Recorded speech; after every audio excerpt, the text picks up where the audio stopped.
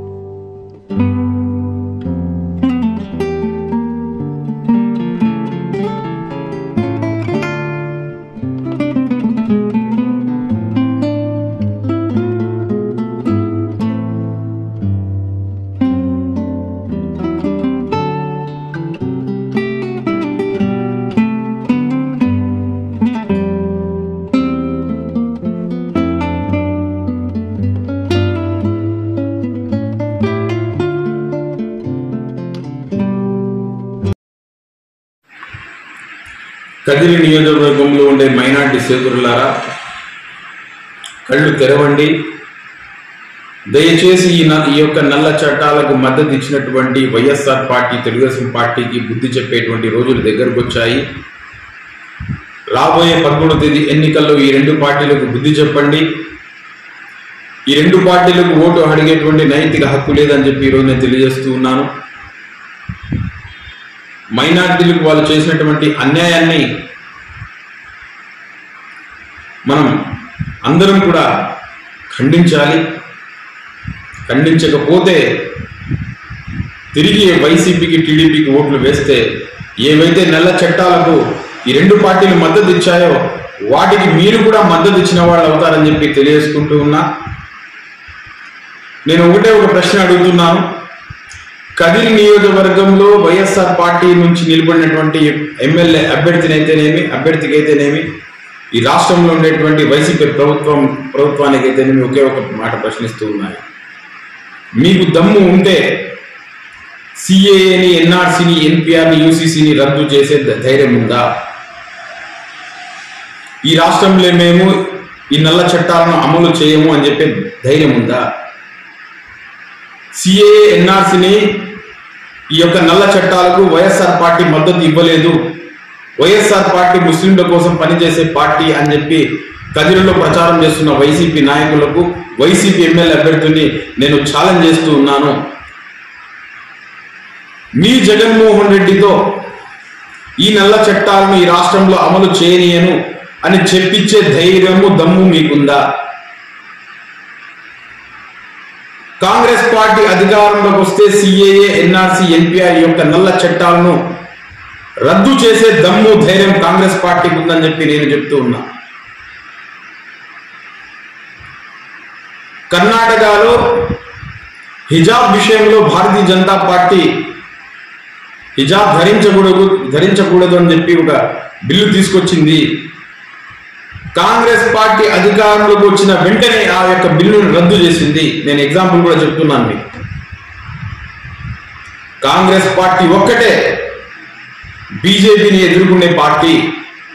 Congress party ఒక్కటే దమ్ము, ధైర్యం ఉన్న పార్టీ. వైసీపీకు, టీడీపీకి, మైనార్టీల దగ్గరికి పోయి ఓట్లు అడిగే నైతిక హక్కు లేదని తెలియజేసుకుంటున్నా. ప్రజలారా, దయచేసి 2 ఓట్లు, ఎమ్మెల్యే ఓటు, ఎంపీ ఓటు, 2 ఓట్లు కాంగ్రెస్ పార్టీ యొక్క హస్తం గుర్తు మీద ఓటు వేయించి గెలిపించాలని చెప్పి ప్రార్థిస్తున్నాను.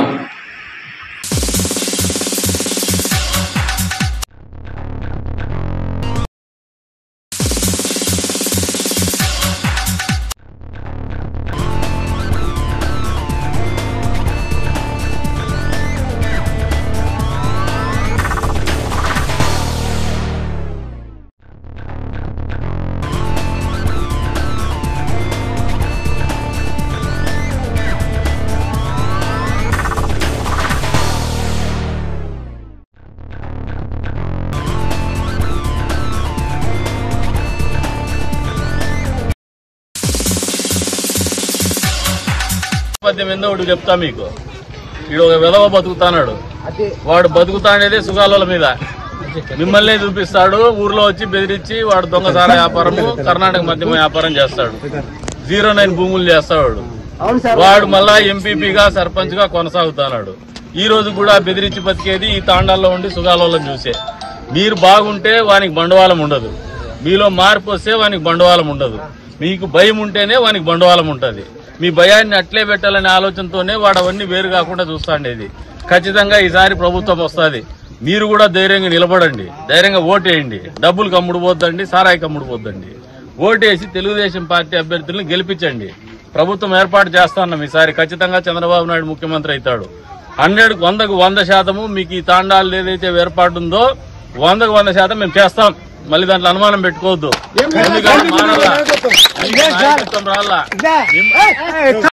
కానీ మీ భాష నేర్చుకున్నాడు గాని మీ భావం వానికి అర్థం కాల, మీ మనసు వానికి అర్థం కాల, మీ బాధ వానికి అర్థం కాలే. మీ భాష నేర్చుకొని మిమ్మల్ని మోసం చేసి వాడు బతికేస్తాను, నేను కూడా సుఖాలు అన్నట్టు చెప్పేసుకుంటున్నాడు.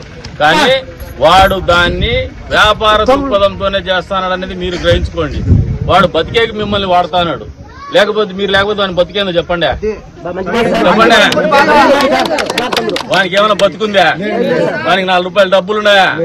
వానికి ఏమైనా పదవులు వస్తాయా? మీరు లేకపోతే మరి మీరెందుకు ఈ బతుకుతున్నారు? వాడెందుకు ఆ బతుకుతున్నాడు? మారండి. ఇప్పటికి కూడా చెప్తాండా, ఈ తాండాల్ని పంచాయతీలుగా చేస్తే వానికి కష్టము కాబట్టి వాడు ఇబ్బంది పెడతాడు.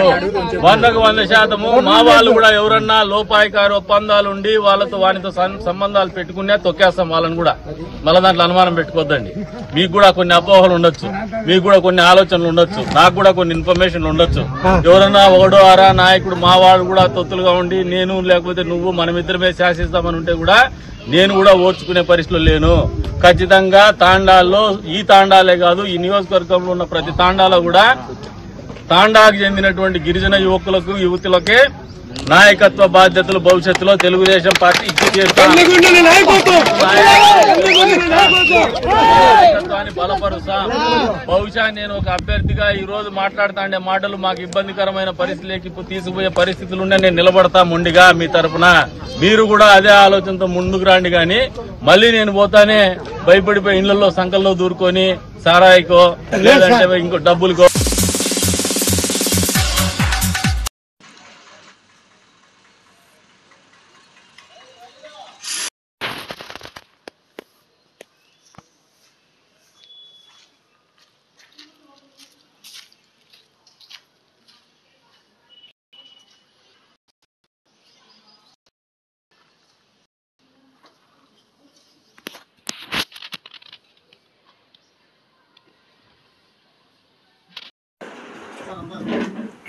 ఎవ్రీ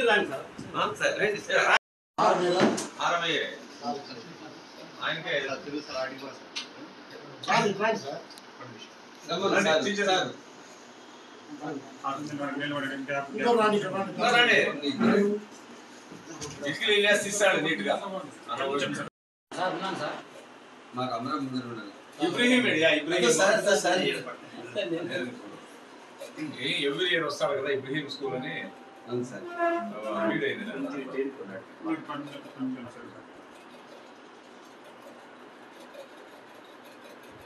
ఓకే సార్ వాయిస్ ఇచ్చింది ఈరోజు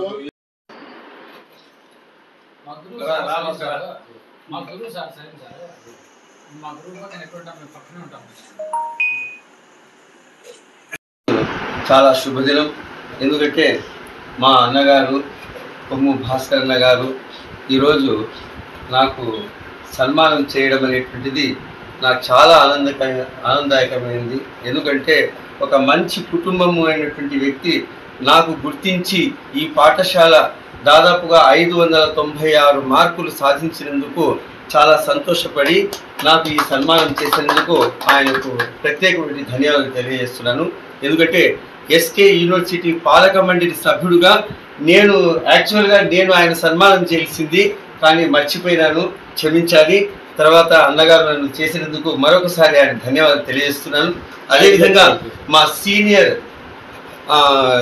అడ్వకేట్ గారు మా కృష్ణమూర్తి సార్ గారు నాకు వెన్ను తట్టి ఎప్పుడైనా సరే ఎప్పుడు పిలిచినా కూడా మా యొక్క కార్యక్రమాలకు వచ్చి ఆయన బహుమానాలన్నీ పిల్లలకు అందరికి ఇచ్చారు.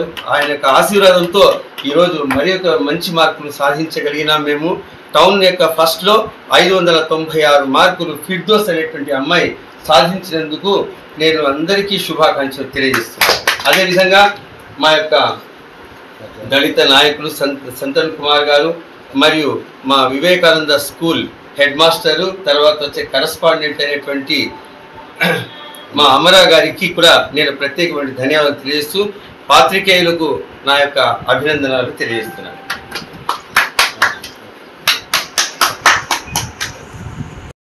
అయినటువంటి మా సమీప బంధువు 536 మార్కులు కష్టపడి సాధించాడు. వాడికి కూడా మా తరఫున సలీం భాష సార్ తరఫున ప్రత్యేకమైన ధన్యవాదాలు తెలుపుకుంటున్నాను. ఈరోజు మోమిన్ సలీం భాషా గారి స్కూల్లో ఈ ఫెసిలిటేషన్ చేయడం చాలా సంతోషంగా ఉంది. ఎందుకంటే ఈ స్కూల్ స్థాపించి సుమారుగా నాకు తెలిసినంత వరకు 30 సంవత్సరాల క్రితం స్కూల్ స్థాపించినాడు. నేను ఒక 10-15 ఏళ్ల క్రితం కూడా కొన్ని ఫంక్షన్లకు అటెండ్ అవుతా ఉన్నాను. నాకు ప్రతి ఒక్కరు సలీం గారు ముందు నుంచి కూడా తెలుసు. ఆయన ఇప్పుడు చూసి చెప్పాలంటే పెద్ద పెద్ద కార్పొరేట్ స్కూళ్ళు అడ్వర్టైజ్మెంట్లు ఎక్కువ, లక్షలు లేని మనం పిల్లకాయన లోపల పంపలేము. కానీ ఆయన మాత్రం ఎన్నో ఏళ్ల నుంచి బడుగు బలిగిన వర్గాలు అయితేమి మధ్యతరగతి ప్రజలు అయితేనేమి అందుబాటులో మీరు ఎంతైనా కట్టండి, లాస్ట్లో కట్టండి అని కూడా ఎంతో మందికి విద్యాబుద్ధులు నేర్పి పైకి తెచ్చినంటే నిజంగా మా కదిరి తరఫున ధన్యవాదాలు తెలుపుతున్నాను. ఇట్లాంటి గురువులు ఉంటేనే మన కదిరి, ఎందుకంటే కదిరి మనము ఆల్రెడీ ఇది మాస్ ఏరియా కాబట్టి ఇట్లా మాస్ ఏరియాలో ఇట్లా వ్యక్తి మా కదిరికి దొరకడం చాలా శుభ సందర్భము. అలాగే ఈ 10th క్లాస్ ఈసారికి మంచి 4th ర్యాంక్ రావడము మరీ శుభ సూచకం. ఇంకా ముందు కూడా ఈ స్కూళ్ళు ఇంకా మంచి ర్యాంకులు సాధించి ఇంకా ఎంతో ఘనత సంపాదిస్తాడని మనసా వాచా నేను సమాపం మీకు సలీం గారికి కోరుకుంటున్నాను. ఈ రాష్ట్రంలో ఆంధ్రప్రదేశ్లో ఎన్నో కార్పొరేట్ కాలేజీలు పెట్టి మేము చదివిస్తున్నాం, మేము విద్యార్థులను ప్రజ్ఞావంతులు తీర్చిదిద్దుతున్నామని చెప్తున్నటువంటి ఈ కాలంలో మరి అతి సామాన్యంగా అందరిలో కలిసిపోయే వ్యక్తిగా శాంతినికేతన్ అధినేత అయినటువంటి మోమిన్ సలీం భాషా గారు మరి రాష్ట్రంలోనే 4వ ర్యాంక్ 4th ర్యాంక్, మరి అదేవిధంగా అనంతపురం సత్యసాయి జిల్లా ఉమ్మడి జిల్లాల్లో స్టేట్ జిల్లా ఫస్ట్గా, కదిరి టౌన్ ఫస్ట్గా ఇన్ని స్కూళ్ళు ఉన్నాయి, ఇంత కార్పొరేట్ కాలేజీలు ఉన్నా కూడా విద్యార్థులు ప్రతిభావంతులు తీర్చిదిద్దుతున్న మోమిన్ సలీం భాషా గారికి మొట్టమొదటిసారిగా కృతజ్ఞతలు తెలియజేస్తున్నాం. శుభాకాంక్షలు కూడా అదేవిధంగా తెలియజేస్తున్నాం. మరి కృష్ణదేవరాయ యూనివర్సిటీ పాలక మండలి సభ్యుడిగా నేను సార్ను యూనివర్సిటీ తరఫున మన 2 జిల్లాల తరఫున కూడా సార్కు ధన్యవాదాలు తెలుపుకుంటున్నాం. అదే దళిత విద్యార్థి అయినటువంటి మా అల్లమారిగోళ్ళ చైతన్య సాయికి 536 మార్కులు వచ్చి ప్రథమ దళితుల్లో కూడా అదేవిధంగా దళిత విద్యార్థులను కులం మతం లేకుండా అందరినీ ప్రోత్సహిస్తున్న మోమిన్ సలీం బాషా గారు మరొకసారి ధన్యవాదాలు తెలుపుకుంటున్నాం. University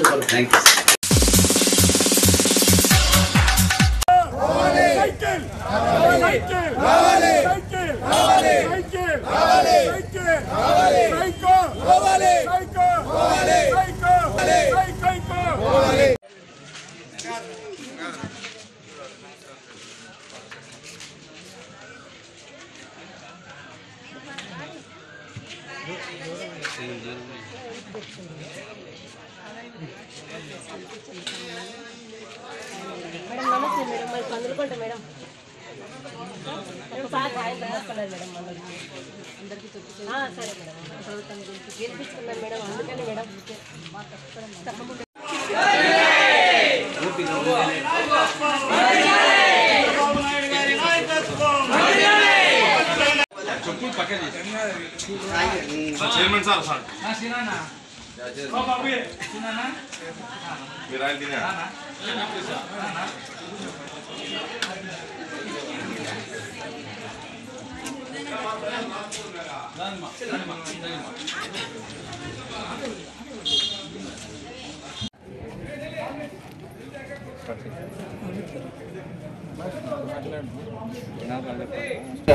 Telugu Desam party, BJP, Janasena ఉమ్మడి అభ్యర్థి అయినటువంటి శ్రీ కందికుంట వెంకటప్రసాద్ గారి తరపున ఆయన సతీమణి యశోదాదేవి గారు కదిరి పట్టణంలోని 5వ వార్డు నందు ఇంటింటా ప్రచార కార్యక్రమాన్ని కొనసాగిస్తూ ఉన్నారు. మరి ప్రతిరోజు కూడా ఆమె కదిరి పట్టణంలో ప్రతి వార్డులోనూ ప్రతి ఇంటిని పలకరిస్తూ మంచిని చూసి ఓట్లేయండి అని అభ్యర్థిస్తున్నారు. అదేవిధంగా తెలుగుదేశం పార్టీ నుంచి కూడా మేము కూడా ఒక విషయం తెలియజేస్తూ ఉన్నాం. ఈరోజు జగన్మోహన్ రెడ్డిని చూస్తే ప్రజలు ఎవ్వరు కూడా నమ్మే పరిస్థితులు లేదన్న విషయం మళ్ళీ ఒకసారి తేటతెల్లం చేశాడు జగన్మోహన్ రెడ్డి. గత 2019 ఎన్నికలప్పుడు కోడికత్తి డ్రామా ఆడి సానుభూతిని సంపాదించి ఓట్లు సాధించాడు. బాబాయ్ హత్యను కూడా వాడుకొని చంద్రబాబు నాయుడు గారి పైన నెట్టేసి, అప్పుడున్న తెలుగుదేశం ప్రభుత్వం పైన నెట్టేసి అట్లా కూడా సానుభూతిని సంపాదించి ఓట్లు దండుకున్నాడు, ప్రజల్ని మోసం చేశాడు. మరి ఈరోజు కూడా మొన్న చూస్తే 10 రోజులైంది, ఒక రాయితో దాడి చేయించుకొని ఆ రాయి చిన్న మార్కు ఇక్కడ పడితే ఆ మార్కుకు మీరు బాగా గమనించండి ప్రజలు. ఈ సందర్భంగా మేము చెప్తా ఉన్నాం, మొదట చిన్న ప్లాస్టర్ 1 ఇంచి ప్లాస్టర్ ఒకటి తలకు తగిలించుకున్న వ్యక్తి ఈరోజు ఆ ప్లాస్టర్ సైజు పెంచి 3 ఇంచులు చేశాడు, ఇంకా పెద్ద ప్లాస్టర్. అంటే ఒక్కసారి గమనించండి, ఒక చిన్న రాయి తగిలి ఇక్కడ కనీసం ఒక కుట్టు కూడా పడని పరిస్థితుల్లో ఉన్న జగన్మోహన్ రెడ్డికి ఈరోజు 10 రోజులైనా ఆ గాయం మానలేదా? 10 రోజులైనా ప్లాస్టర్ సైజు పెరుగుతూ ఉంది కానీ ప్లాస్టర్ మాత్రం తొలగించలేదే. అంటే ప్రజలను మళ్ళీ మోసం చేస్తున్నావు, నా పైన దాడులు చేస్తున్నారు అని ప్రజల్ని మభ్య పెడతా ఉన్నావు. మళ్ళీ చూస్తే ఇంకొక డ్రామా, వాలంటీర్లను తీయించేశాడు చంద్రబాబు నాయుడు అని చెప్పేసి అదొక పెద్ద డ్రామా ఆడి ప్రజల్లో వాలంటీర్లు తీసేయడం వల్లే మీకు పెన్షన్లు ఇంటికి రాలేదు అనేటువంటిది క్రియేట్ చేశావు. అంటే నువ్వు గెలవడానికి ఎన్ని అడ్డదారులైనా తొక్కడానికి సిద్ధపడతావు. కానీ ప్రజలు ఈరోజు నువ్వు ఏం చేసినా నమ్మే పరిస్థితుల్లో అయితే లేరు. వెంకటప్రసాద్ అన్న గారి తరఫున తెలుగుదేశం కార్యకర్తలు, జనసేన వీర మహిళలు, జన సైనికులు అందరం ఈరోజు కదిరి టౌన్లో పర్యటిస్తున్నాం. ఎక్కడ చూసినా జగన్మోహన్ గారి పనికిమాలిన పాలన గురించి చర్చించుకుంటున్నారు. ఆయన ఏమంటున్నాడంటే ఈ మధ్య సిద్ధం సభల్లో, మేము సిద్ధమైన సభల్లో మీ ఇంట్లో మంచి జరిగింటే నాకు ఓటేయండి అంటున్నాడు. ఈరోజు వాళ్ళ ఇంట్లోనే మంచి అనేది జరగక వాళ్ళ సొంత తోడబుట్టిన చెల్లెళ్ళు, వాళ్ళ రక్త సంబంధం కలిగిన తోడబుట్టిన చెల్లెళ్ళు ఈరోజు రోడ్డున పడి వాళ్ళు కన్నీళ్లు పెట్టుకుంటున్నారు. జగన్మోహన్ రెడ్డి మాకు మోసం చేశాడు, మాకు ఆస్తులు ఇవ్వలేదు, మా బాబాయిని మా నాన్నని చంపేశాడు. ఈరోజు తోడబుట్టిన చెల్లెళ్ళే రోడ్డు మీద పడి వాళ్ళు ఏ విధంగా తమ గోడు వెళ్ళబోసుకుంటున్నారో రాష్ట్రం అంతా చూస్తూ ఉంది. వాళ్ళ ఇంట్లోనే న్యాయం చేయలేని వ్యక్తి ఈ పొద్దు రాష్ట్రానికి, రాష్ట్ర ప్రజలకు ఏమన్నా న్యాయం చేస్తాడా? ప్రతి ఒక్కరూ, రాష్ట్ర ప్రజలు ప్రతి ఒక్కరూ ఈరోజు ఆలోచించాలి. వాళ్ళ చెల్లెలకే న్యాయం చేయలేని వ్యక్తి ఈరోజు మీ ఇంట్లో మంచి జరిగింటే నాకు ఓటైనట్టున్నారు. ఎవరు మీ కళ్ళబొల్లి మాటలు నమ్మే పరిస్థితులు లేరు. 2019లో తండ్రి చావుని బాబాయ్ చావుని అడ్డం పెట్టుకొని ఈరోజు నువ్వు ఎలాగో అధికారంలోకి వచ్చావు. ఈసారి మీ అన్యాయాన్ని ప్రతి ఒక్కరూ గమనించారు. 2024లో మీకు మీ సైకోపాలనకి సమాధి కట్టబోతున్నారు. ఈరోజు కందికుంట ప్రసాదన్న గారి సతీమణి గారు కదిరి టౌన్ 5వ వార్డు నందు ఎన్నికల ప్రచారం నిర్వహించడం జరుగుతోంది. ఇంటింటి ప్రచారంలో ప్రతి ఇంట్లో అక్క చెల్లెమ్మలు కావచ్చు, అన్నదమ్ములు కావచ్చు, ముసలి వాళ్ళు కావచ్చు, విద్యార్థులు కావచ్చు, వాళ్ళందరూ ఒకటే చెప్తున్నారు. ఈసారి వచ్చేది జనసేన, బీజేపీ, తెలుగుదేశం కూటమి అభ్యర్థి అయినటువంటి శ్రీ కందికుంట ప్రసాద్ గారే అని ఆయన్ను అత్యధిక మెజార్టీతో గెలిపించుకునే బాధ్యత మా కుటుంబ సభ్యులంతా తీసుకుంటున్నామని ఘంటాపదంగా చెప్తున్నారు. రాబోయే 2024 అంటే మే 13వ తారీఖు కదిరి నియోజకవర్గంలో అత్యధిక మెజార్టీతో కందికుంట ప్రసాదన్న గారు గెలవబోతున్నారు అని చెప్పడానికి మేము గత 15 రోజుల నుంచి క్యాంపెయిన్ చేస్తున్నాం. త్వరలో జరగబో అసెంబ్లీ ఎన్నికలలో కదిరి నుంచి శ్రీ కందికుంట వెంకటేశ్వర ప్రసాద్ గారి ప్రచారానికి మద్దతుగా ఈరోజు ఆర్టీసీ బస్టాండ్ వెనకాల 5వ వార్డు నుండి జరుగుతున్న ఈ ప్రచారంలో వీళ్ళు వైసీపీ వాళ్ళు ప్రజల్లోకి పోవాలంటే ఏం అడగల్లా, వీళ్ళు కదిరికి మేము ఇది చేస్తాం అది చేస్తాం అడగల్లా. అంతేగాని వీళ్ళ నాయకుడు కానీ వ్యక్తిగత దూషణలు పోతున్నాడు. పవన్ కళ్యాణ్ 2 పెళ్లిళ్ళు చేసుకున్నాడు, 3 పెళ్లిళ్ళు చేసుకుంటాడని అతని ఇష్టం, అది నువ్వు చేసుకో, అతని వ్యక్తిగతము. చంద్రబాబు నాయుడు ఏమంటారు, బీజేపీతో చేతులు కలిపారంటారు.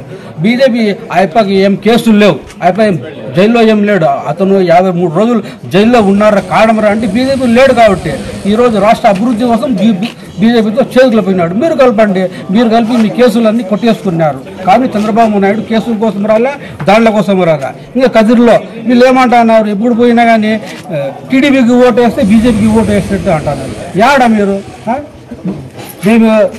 మేము పోయినాము, మీరు పోండి, మీకు అడగండి, మీకు ధర్మేసినారు, మీరు దొంగలని, మీరు దోపిడీ దొంగలని. అంతేగాని ఎప్పుడు చూసినా మీరు ఎన్ఆర్సీ సిఆర్సీ అంటారు. దేనికి పనికొస్తుంది? ప్రతి ఇంటింటికి వెళ్ళి సూపర్ 6 పథకాలని మన చంద్రబాబు నాయుడు ప్రవేశపెట్టిన పథకాలను, చంద్రబాబు నాయుడు పవన్ కళ్యాణ్ ప్రవేశపెట్టిన పథకాలను అందరికీ తెలియజేస్తూ చెప్పడం జరిగింది. ప్రతి ఒక్కరూ దీనికి అనుగుణంగా స్పందించి ఈసారి రాబోయే గత ఎన్నికల్లో వైఎస్ఆర్సీపీని నమ్మి, గుడ్డిగా నమ్మి ఒక్కసారి ఓటేయండి అని చెప్పిన ఆ పదానికి నమ్మి వాళ్ళు ఓటేసి తమ యొక్క అభివృద్ధిని అతపాలానికి తెచ్చుకున్నారు. కాబట్టి అంతేకాకుండా నేటి పరిస్థితి చూస్తే ఎక్కడ చూసినా ఎటువంటి ధరలు కానీ విపరీతంగా పెరిగినాయి. నిత్య సరుకులు కానీ, కాయగూరలు కానీ ఇతర ఏడు పెరిగాయి. ఇందుకు నిదర్శనము మన గౌరవ ముఖ్యమంత్రి అయిన జగన్మోహన్ రెడ్డి గారి పరిపాలనే నిదర్శనము. ఎంత అధ్వానంగా పరిపాలన ఉందంటే అంత అధ్వానంగా ఉందని ఇదే తెలియజేస్తుంది. 2024 సార్వత్రిక ఎన్నికల్లో భాగంగా ఈరోజు కదిరి మున్సిపాలిటీ 5వ వార్డు నందు టీడీపీ, జనసేన, బీజేపీ బలపరిచిన అభ్యర్థి శ్రీ కందికుంట వెంకట ప్రసాద్ గారి సతీమణి శ్రీ కందికుంట యశోదమ్మ గారు పర్యటించడం జరిగింది. ఈ 5వ వార్డు నందు ప్రజలు అందరూ ఈ జగన్మోహన్ రెడ్డి అరాచక పాలన 4 సంవత్సరాలుగా చూస్తున్నాం. ఈ అరాచక పాలనను అంతమొందిస్తాం, ఖచ్చితంగా టీడీపీ ప్రభుత్వాన్ని మేము ఏర్పరచుకుంటామని ధైర్యంగా ఈరోజు చెప్పగలుగుతున్నారు. ఒక్క ఛాన్స్ అంటూ జగన్మోహన్ రెడ్డి గారు ప్రజల అక్క చెల్లెమ్మలరా అంటూ ఆడపడుచులకు నెత్తిన చేయబెట్టి ముద్దులతో అధికారంలోకి వచ్చిన తర్వాత ప్రజల నడ్డి విరుస్తూ ఈరోజు ఈ పాలన కొనసాగించారు. ఒక్కరోజు కూడా అధికారంలోకి వచ్చిన తర్వాత ప్రజల గురించి కానీ, ప్రజా పరిపాలన, జీవన విధానాలు ఏ విధంగా ఉన్నాయి అనే అంశాలపై ఒక్కరోజు కూడా ఆయన ఆలోచించింది లేదు, మాట్లాడింది లేదు. ఎంతసేపు పవన్ కళ్యాణ్ గారి పెళ్లిళ్ళ గురించి, అలాగే టీడీపీ అధినాయకుడు చంద్రబాబు నాయుడు గారిని ఏ విధంగా ఇబ్బంది పెట్టాలా అనే అంశాల మీద ఉండే దృష్టి ఈయనకి ప్రజా సంక్షేమం మీద అయితే ఏమాత్రం లేదు.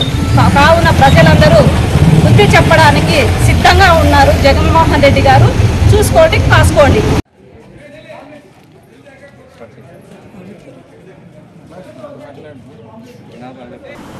ఇవి ఇప్పటివరకు నా అప్డేట్స్. మరిన్ని అప్డేట్స్ కోసం చూస్తున్నానండి ఖాద్రి న్యూస్.